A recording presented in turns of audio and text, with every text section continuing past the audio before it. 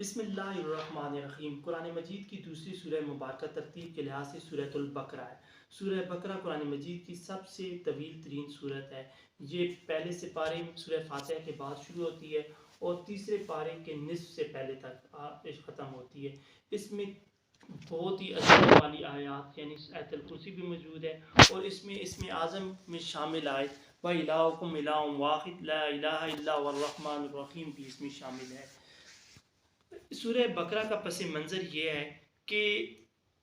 بنی اسرائیل میں ایک عامیل نامی آدمی مالدار آدمی تھا، اور اس کے چچا زاد بھائی نے لالچ وراثت کے لالچ میں اس کو قتل کر دیا، اور ایک دوسری بستی میں جا کر اس کی لاش کو گرا دیا، پھینک آیا، اور خود صبح اس کے خون کا مدعی بن کر حضرت موسیٰ علیہ السلام کی عدالت میں آ گیا۔ اب حضرت موسیٰ علیہ السلام کی جب وہ عدالت میں آیا تو اس نے کہا کہ مجھے تو میرا جو یہ چچا زاد بھائی ہے اس کے خون کا جو ہے وہ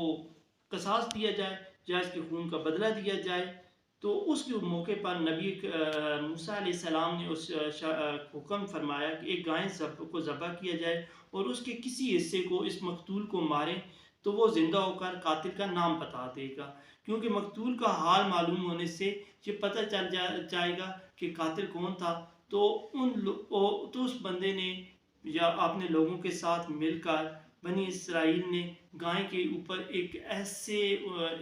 باتیں کرنی شروع کر دیں کہ گائے کیسی ہونی چاہیے، گائے جوان ہونی چاہیے، بوڑھی ہونی چاہیے، وہ کیا۔ مگر اب دوسری طرف یہ تھا کہ بنی اسرائیل میں ایک نیک آدمی رہتا تھا جس نے اپنے انتقال سے پہلے ایک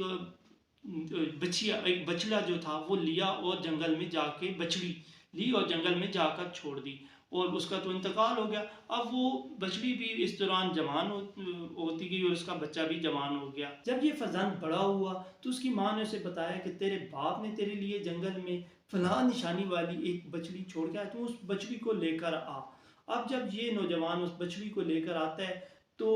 جو بنی اسرائیل کی قوم ہے وہ ابھی حضرت موسیٰ علیہ السلام سے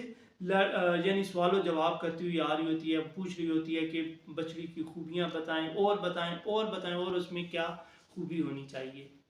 بنی اسرائیل کو موسیٰ علیہ السلام نے جو خوبیاں گائے کی بتائی تھی ان میں یہ تھا کہ گائے بوڑھی اور جوان، بوڑھی زیادہ بوڑھی بھی نہ ہو اور زیادہ جوان بھی نہ ہو، اس کا رنگت جو پیلی مائل رنگت ہو اور دیکھنے میں وہ خوش نما لگتی ہو۔ اب جب وہ نوجوان جنگل سے اپنے جو اس کے باپ نے آزاد بچڑے اس کے نام پہ چھوڑا تھا کہ یہ جوان ہوگا، تو اس کے ماں نے جب اس کو کہا کہ اس کو بازار میں جا کر بیچ آؤ، اور اس ٹائم اس کی بازار میں جو قیمت تھی وہ 3 دینار تھی۔ جب وہ اس کو بازار میں لے کر گئے تو اس نے میں ایک آدمی آیا، نیک آدمی آیا، اس نے کہا کہ میں اس گائے کا 6 دینار دیتا ہوں۔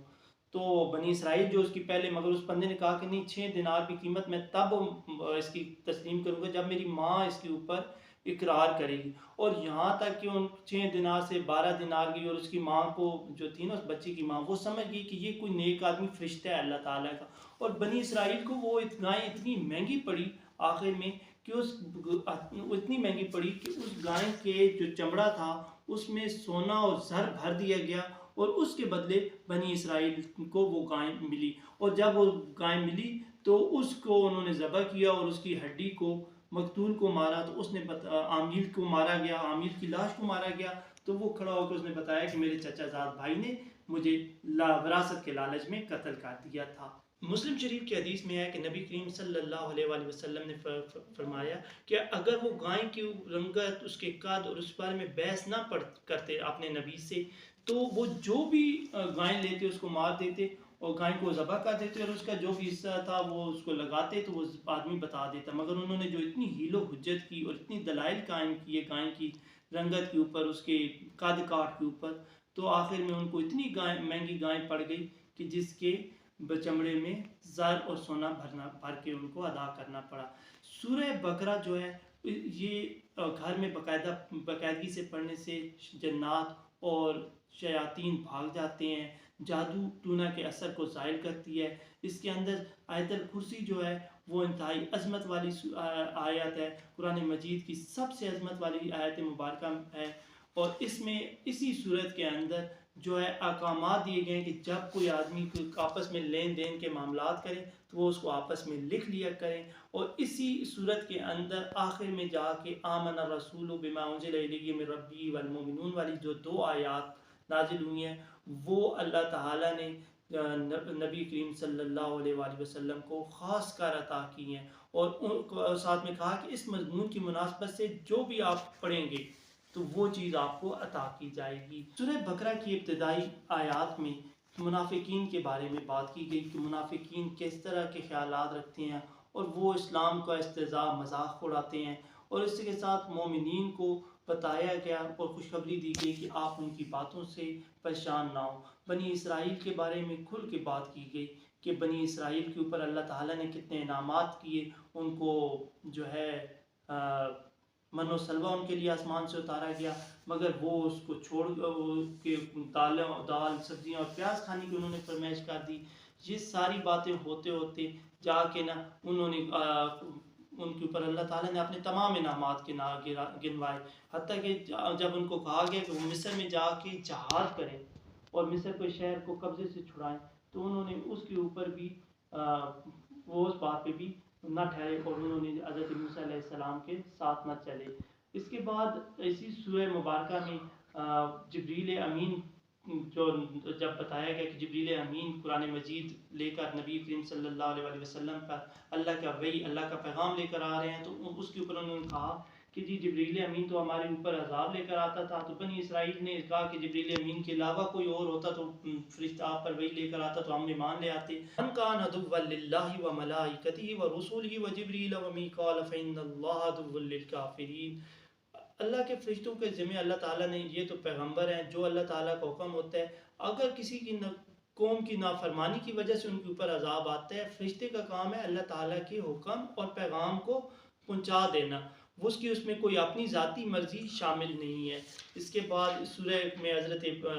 جب ان کو کہا، یہودی اور عیسائی کہتے تھے کہ ہم دین ابراہیم پہ ہیں، دین حنیف پہ ہیں، تو اس میں بھی ان کو بتایا گیا کہ دین حنیف جو ہے اس پہ اوپر بھی آپ لوگ نہیں ہیں۔ اس کے بعد تعویل سورہ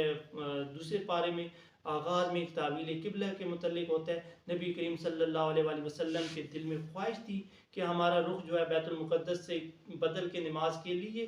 خانہ کعبہ شریف یعنی کی طرف ہو جائے، تو اللہ تعالیٰ نے دوران نماز آپ کی اس خواہش کو پورا کیا۔ اور اس کے اوپر بھی جب بنی اسرائیل یا یہودیوں نے اعتراض کیا اور عیسائیوں نے اعتراض کیا تو کہا کہ بللہ المشرق والمغرب، کہ یہ اللہ تعالیٰ کے لیے ہے، مشرق اور مغرب اللہ تعالیٰ کے لیے ہیں، اللہ تعالیٰ دلوں کے حال بہتر جاننے والے ہیں، اور ان کے لیے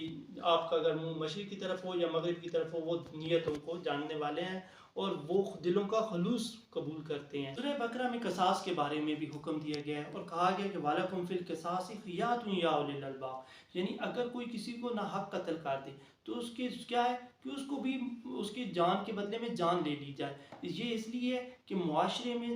تاکہ امن ہو اور اگلا ہر بندے کو پتہ ہو کہ اگر میں کسی کے ساتھ کوئی زیادتی کروں گا یا اس کی جان لینے کی کوشش کروں گا تو بدلے میں میری اپنی جان بھی چلی جائے گی۔ اور جو آج موجودہ دنیا میں جب میگنا کارٹا لکھا گیا تھا تو اس میں بھی جن حقوق کی تحفظ کی ذمہ داری دی گئی تھی ان میں جان کے حقوق کی بھی جو تھے ان کو بھی سب سے اول میں رکھا گیا تھا۔ اس کے بعد روزوں کی فرضیت کے حوالے سے بھی اسی سورہ بقرہ میں روزوں کی فرضیت کے بارے میں ذکر ہوتا ہے، اور یہاں پہ کہا جاتا ہے کہ اے ایمان والوں آپ کے اوپر روزے فرض کیے گئے جیسے آپ سے پہلے لوگوں پر فرض کیے گئے تھے۔ اور اس کے بعد حج کی فرضیت، الحج اشہر معلومات، کہ حج جو ہے وہ آپ کے اوپر جو ہے نا وہ بھی اسی صورت میں حج کی فرضیت اور حج کے احکامات کے متعلق بھی تفصیل سے بات ہوئی۔ آخر دعوانا ان الحمد للہ رب العالمین۔